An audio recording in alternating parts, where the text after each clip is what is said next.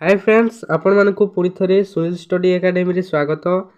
आज आम आलोचना करवा plus two second year political science राजनीति विज्ञान तुम कौन ना बोर्ड परीक्षा पूरा 100% सिलेक्शन प्रश्न आने बोर्ड परीक्षा 2 मार्क 100% सिलेक्शन प्रश्न जोटा कि निहाती भाव में 100% तुम बोर्ड परीक्षा आसब। तुम बोर्ड परीक्षा बहुत कम दिन रहा से कम दिन आम सबकि परीक्षार प्रिपरेशन करवा 2 मार्क 3 मार्क 5 मार्क बा 8 मार्क जहाँ आसी सब गुड़क प्रश्न आम आलोचना करवा एवं आम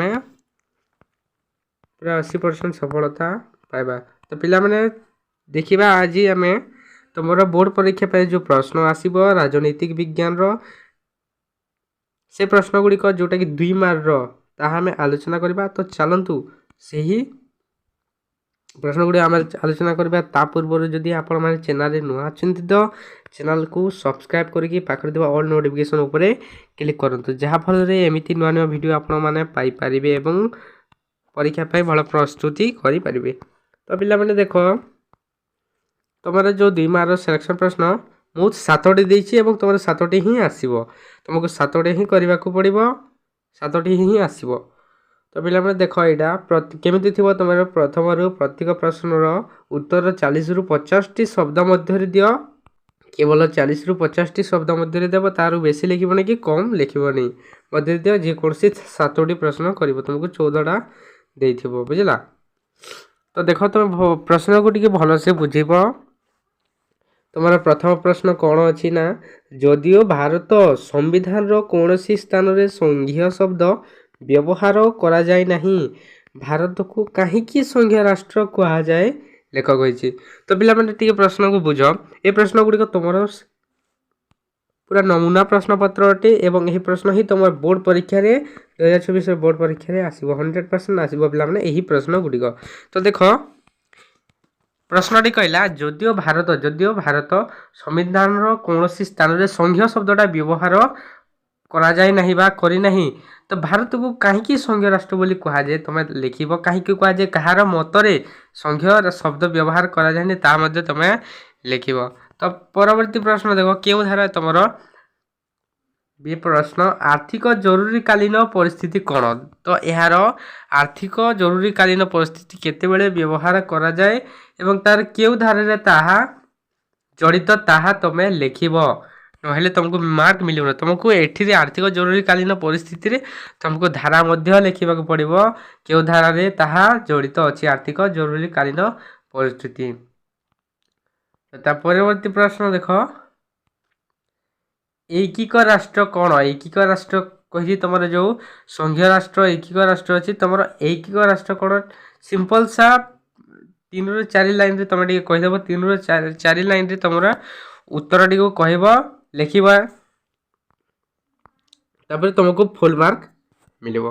ता परवर्ती प्रश्न देखो उग्र हिंदू राष्ट्रवाद कौन उग्र हिंदू राष्ट्रवाद कौन तुम ताहा लिखिबो एवं तार उद्देश्य मध्ये टिके 2 लाइन रे लिखि देबो 4-5 लाइन रे लिखिले तुमको 2 रु 2 मार्क मिली जिवा बुझला।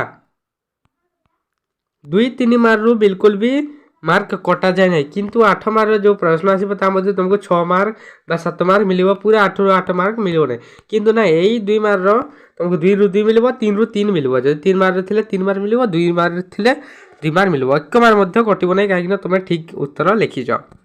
तो ता परवर्ती प्रश्न देखिबा हमें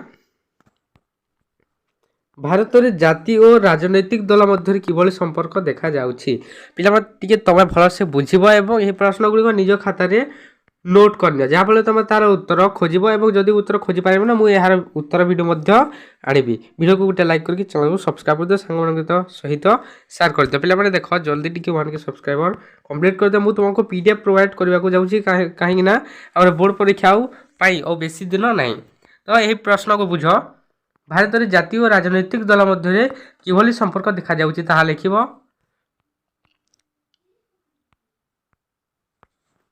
ता संपर्क कौन अच्छी किभली संपर्क देखा जाउछि ताहा तमे एथारे लिखिबा बुझला।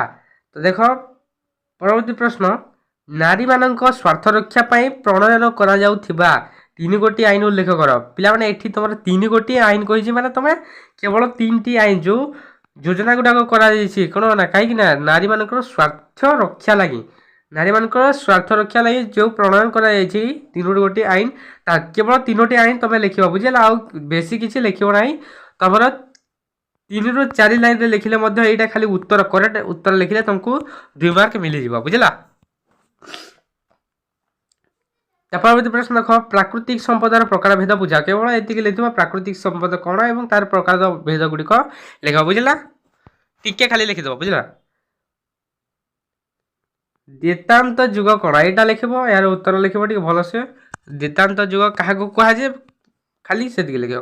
ତାପରେ ଷୋଳଆଇ କ'ଣ ନମ୍ବର ଆଇ କ'ଣ ଏହା ମଧ୍ୟ ଲେଖିବ ଟିକେ ମଧ୍ୟ ଲେଖିବ 2 ରୁ 3 ଲାଇନରେ ଲେଖିବ ତମକୁ ବେଶୀ ଡାଇଗ୍ରାମ ଦେଇକି ବୁଝେଇବାକୁ ପଡ଼ିବ ନାହିଁ ବୁଝିଲା ନହେଲେ ମାର୍କ ମିଳିବ ନାହିଁ କିଛି ତମର ଲେଖିକି ସମୟ ବର୍ବାଦ ହେବ କିଛି ମାର୍କ ମିଳିବ ନାହିଁ ବୁଝିଲା ତମେ ଖାଲି କରେକ୍ଟ ଆନ୍ସରଟି ଲେଖିବ ଆଉ କିଛି ଉଦାହରଣତଃ ଦେବ ନାହିଁ ବୁଝିଲେ ଷୋଳଆଇ କ'ଣ। ତ ଦେଖ ପରବର୍ତ୍ତୀ ପ୍ରଶ୍ନ ପ୍ରାକୃତିକ ସମ୍ପଦର ପ୍ରକାର ଭେଦ ବୁଝ ପ୍ରାକୃତିକ ସମ୍ପଦର ପ୍ରକାର ଭେଦ ବୁଝାଅ ଏଠି ଗୋଟେ ପ୍ରଶ୍ନ ଦେଇଛି ପ୍ରାକୃତିକ ସମ୍ପଦର ପ୍ରକାର ଭେଦ ଏଠି ମଧ୍ୟ ଦିଆଯାଏ ଦେଖ ଏଇଟା ଲେଖିବନି ତମର ଗୋଟେ ପ୍ରଶ୍ନ ହିଁ ଅଟେ।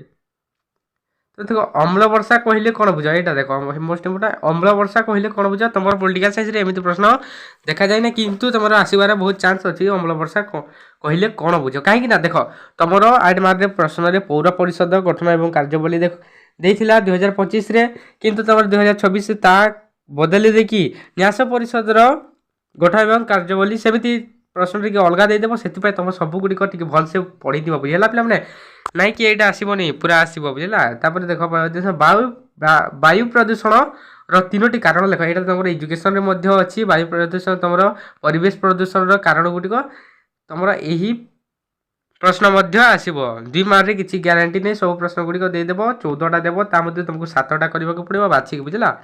ତ ଦେଖ ବାୟୁ ପ୍ରଦୂଷଣ 3ଟି କାରଣ ଦେଖ ସୋ ଫ୍ରେଣ୍ଡସ୍ ଏହା ଥିଲା ତମର ଦେଖ ମୁଁ କେତେଟା 7ଟି ପ୍ରଶ୍ନ ତମକୁ ଦେଲି 7ଟି ପୁରା ମୋଷ୍ଟ ଇମ୍ପୋର୍ଟାଣ୍ଟ ପ୍ରଶ୍ନ ଏହା ଥିଲା ତମର ପ୍ରଶ୍ନ କିଭଳି ଭାବରେ ନମୁନା ପ୍ରଶ୍ନପତ୍ରରେ ତମକୁ ଆସୁଛି ପ୍ରଶ୍ନ ତାହା ତମେ କି ଦେଖିଲ। ତ ପିଲାମାନେ ଆଶା କରୁଛୁ ଭିଡ଼ିଓଟି ଭଲ ଲାଗିଥିବ ଭିଡ଼ିଓ ଭଲ ଲାଗିଥିଲେ ଭିଡ଼ିଓକୁ ଗୋଟେ ଲାଇକ୍ କରିବେ ଏବଂ ସାଙ୍ଗମାନଙ୍କ ସହିତ ସେୟାର କରିକି ଚ୍ୟାନେଲକୁ ସବସ୍କ୍ରାଇବ୍ କରିଦେବେ ବୁଝିଲା। ତ ଦେଖା କରିବା ଆଉ ଗୋଟେ ନୂଆ ଭିଡ଼ିଓରେ ଜୟ ଜଗନ୍ନାଥ।